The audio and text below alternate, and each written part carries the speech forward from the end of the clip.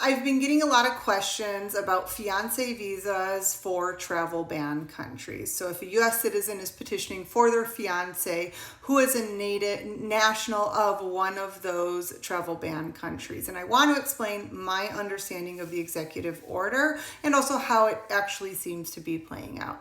So one thing is clear. The fiance visas or K1 visas for countries that are full ban countries, not the partial ban countries, but the full ban countries, will not be processed moving forward. Now, a question that I get is, well, what if I am a national of one of those countries, but I'm living in another country? I'm living in Europe where there is no ban.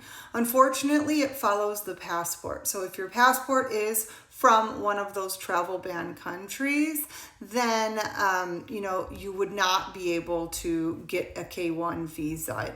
It's not necessarily based on the consular post. Okay, so that's number one. And then secondly, if you're petitioning someone from a partial ban country, in theory, based on the text of the executive order, you should be able to get your fiance, or they should be able to get their fiance visa, because K1s are not explicitly mentioned as, the visas that they are not processing. It says, B's, F's, M, J's, and immigrant visas. Technically, a K1 is a non-immigrant visa, although they treat them as immigrant visas. And so that's where the nuance comes in.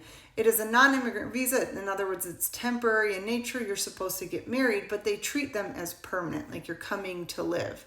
And so the text reads like they should process K1 visas for the partial ban countries, because Ks are not included in the ban. However, in practice, I have heard anecdotally that clients of other attorneys who have gone to their interviews in countries that have the partial ban are being denied due to the travel ban. So we will see if there is further clarity on it, because they shouldn't be denied based on just the plain text of the executive order, but we will see.